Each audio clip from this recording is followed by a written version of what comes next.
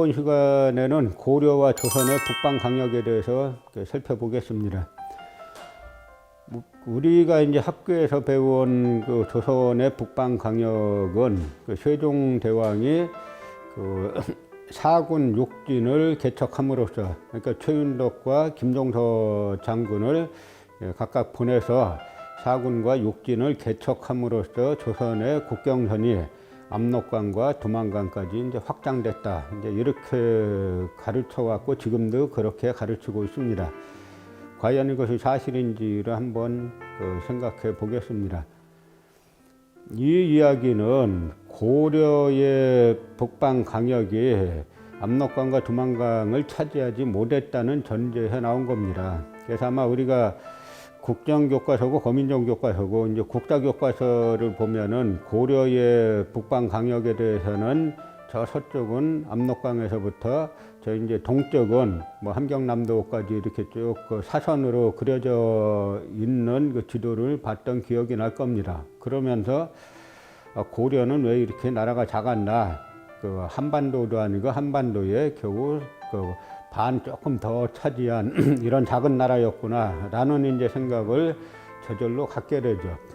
그런데 과연 그것이 사실일까 하는 것을 한번 생각해 보자는 겁니다.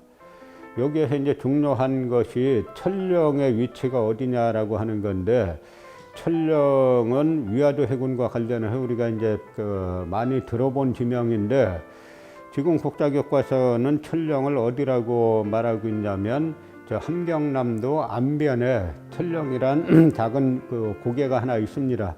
거기를 갖다가 천령이라고 설정해 놓고 그 천령에다가 명나라가 이제 천령위를 설치하려고 하니까 그 고려군이, 그러니까 우왕과 그 최영이 여기에 반발해 가지고 이성계와 조민수를 그 장군으로 하는 좌우 도통사로 하는 그 요동정벌군을 꾸려서 올라가게 되죠.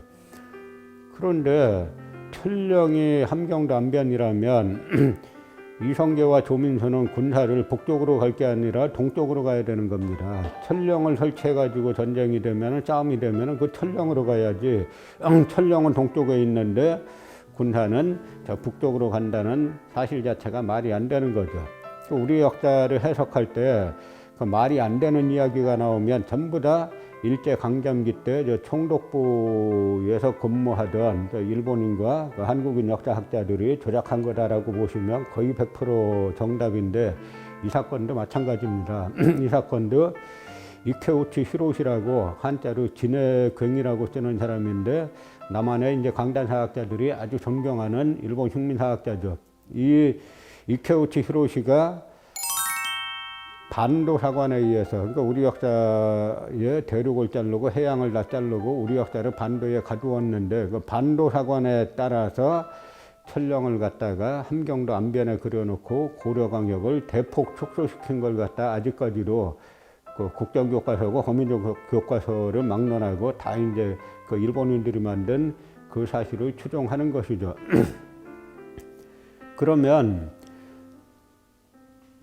명나라에서 천령을 설치하겠다라고 하니까 그 최영 장군과 고려 우왕이 아주 격렬하게 반발을 하죠. 그래서 그 방을 붙이러 온 그 명나라 장수들을 잡아다가 다 목을 베버립니다. 그러고 이제 그 두 가지를 하는데, 하나는 이제 요동 정벌군을 조직해서 북상시키는 거고, 그 이전에 박의중이라는 그 문신을 명나라에 사신으로 보내서, 명나라 태조인 그 주원장에게 사신으로 보내서 천령은 원래 우리 땅이다 라고 이제 그 주장하는 그런 국서를 보냅니다. 그런데 천령에 대해서, 그 천령의 위치에 대해서 정확하게 나와 있는 사료는 명사에 나와 있어요. 그러니까 우리나라 역사가 아닌 명사, 중국의 명나라 정사인 명사 요동도 주의사 산하에 천령위에 관한 항목이 있는데, 거기에 보면은 이제 중요한 게 이제 두 가지 사항이 있는데, 하나는 그 천령은 그 서쪽에 요하가 흐른다 이렇게 나옵니다. 요하는 어디입니까? 지금의 요녕성, 그 요녕성에 요하가 있죠. 그 요하가 그 심양하고 그 요양을 쭉 흐르는 그런 강이고, 그래서 그 요하를 기준으로 그 서쪽을 요서, 동쪽을 요동이라고 하는 거죠. 그런데 중국 명사에 명사 천령이 쪽에 다름 아닌 바로 천령이 서쪽에 요하가 흐른다 이렇게 나와 있어요. 그럼 한번 생각해 보시죠. 지금 천령이 함경도 안변이면은 뭐 함경도 그 함경남도 서쪽에 뭐 요하고 뭐고 강 자체가 흐르지 않잖아요. 그러니까 이건 처음부터 일본인들이 만든 다 거짓말이라는 걸 알 수가 있고, 또 하나는 뭐냐면 그 명사 그 천령의 쪽에 그 이제 봉지편이라는 곳이 나오는데, 이 봉지편이 바로 고려와 국경을 접하고 있는 곳이다 이렇게 나옵니다. 그 봉지편이 어디냐면 지금의 심양시 산하에, 그러니까 심양시 남쪽에 진상둔진이라고 있어요. 그 진상둔진에 가보면은 그 숲을 속에 그 지금의 중국에서 봉지보 유지라고, 옛날 여기가 봉지보가 있던 곳이다라고 하는 그 돌로 만든 표지석을 그 숲을 속에 숨겨놨습니다. 그래서 우리가 찾기가 쉽지는 않은데 저희가 이제 두 번째 가가지고 바로 찾았던 지역이죠. 그러니까 천령은 함경남변이 아니라 지금의 심양 남쪽이 있던 곳이 천령입니다. 여기에서부터 천령에서부터, 그러니까 지금의 압록강에서 약 600리 정도 떨어져 있는 곳인데요. 여기까지가 그 지역이 바로 이제 고려에서는 고려 땅이라고 생각했는데, 명나라에서 거기에다가 명나라 행정기관인 그 천령위를 설치하겠다라고 하니까 이제 전쟁이 시작된 것이죠. 그리고 또 한 곳은 바로 고려의 이 북방강역, 동북방강역은 공험진인데, 그 공험진은 세종실록 지리지에 보면은 두만강에서 688리, 두만강 북쪽으로 688리라고 나와 있어요. 그래서 통상적으로 조선의 선비들이나 그다음에 옛날 독립운동가들, 그 독립운동 하셨던 분들은 대부분 역사학자들이 많았는데 역사에 아주 해박한 분들이 많았습니다. 이분들이 통상 공험진은 두만강 북쪽 700리라고 말해 왔던 겁니다. 근데 이것이 무슨 사연이냐면 그 원나라가 원래 이제 이쪽 그 북쪽 지역은 압록강, 두만강 북쪽 지역은 원래부터 이제 고려 강역이었는데, 원나라가 이제 세력을, 그 몽골족이 세운 원나라가 세력을 떨치면서 조휘와 이제 탁청이라는 인물들이 있는데, 이 조휘와 탁청이라는 인물이 그 북쪽 지역을 들어서 이제 원나라에 갖다 바치게 됩니다. 그래서 약 이제 만으로는 98년 동안, 그래서 이제 고려 말이나 조선의 기록에는 100년이라고 말하고 있는데, 그 만 98년 동안 그 압록강과 두만강 북쪽 땅이 이제 원나라 강역으로 있다가 공민왕이 제위 5년에 북강 수복운동을 하면서 되찾은 땅입니다. 그래서 이때 바로 공민왕이 북강 수복운동을 할 때 가담했던, 그 고려 쪽에 가담했던 인물 중에 이제 한 명이 그 태조 이성계의 아버지인 이자춘이죠. 그래서 이때 이제 이성계가 태어난 곳은 지금 함흥하니까 자꾸 함경도로 생각하는데, 그 함경도가 아니라 지금의 연변 지역이에요. 그래서 이제 그쪽 그 이자춘이나 그 이성계 집안 대대로 세력을 갖고 있던 그 지역이 바로 지금의 이제 연변 지역이었던 것이죠. 그래서 이제 공민왕이 제위 5년에 북강 수복운동을 전개해가지고 압록강과 두만강 북쪽의 강역을 갖다가 다 고려 땅으로 다시 되찾은 겁니다.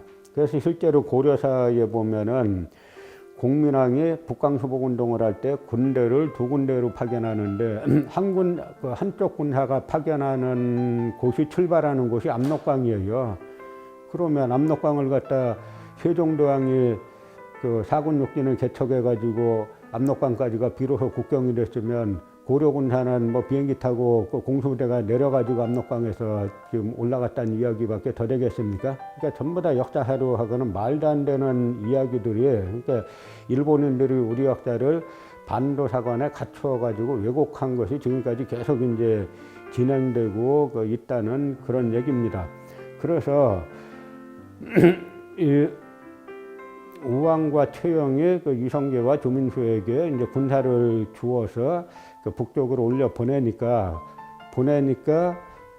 명나라에서 급해졌죠.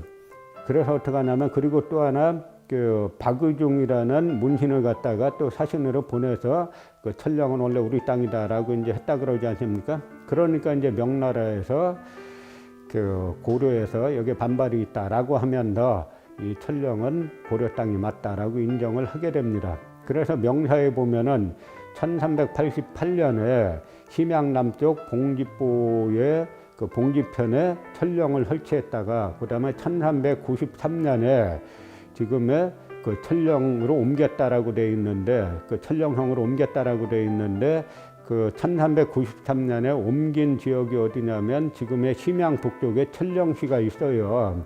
그 천령시에 운주구라는 곳이 있는데, 바로 명사에 봉지편에 설치했다가, 심양 남쪽 봉지편에 천령을 설치했다가 운주로 옮겼다라고 나옵니다. 바로 그 운주가 지금의 심양 북쪽 천령성 운주구예요. 모든 사료가 명백하게 나와 있는 겁니다.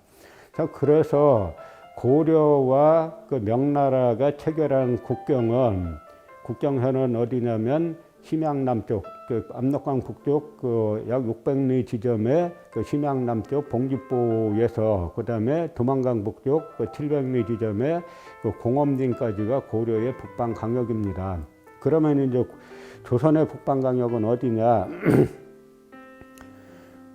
조선의 3대 임금인 태종 이방원이 김첨이라는 벼슬아치를 명나라의 사신으로 보냅니다. 국경을 획정하기 위해서. 이때 그냥 보낸 게 아니라 국서와 함께 지도까지 다 첨부해 갖고 보냈다라고 기록하고 있어요. 그래서 태종이 명나라에 주장한 국경선이 바로 천령, 심양남쪽의 천령부터 저쪽에 이제 공엄진까지, 도만강 북쪽 700리 공엄진까지가 조선의 국경입니다. 이것이 명나라 태조 주원장과 우리 사이에 맺은 국경입니다. 라고 하는 내용을 갖춰서 보내죠.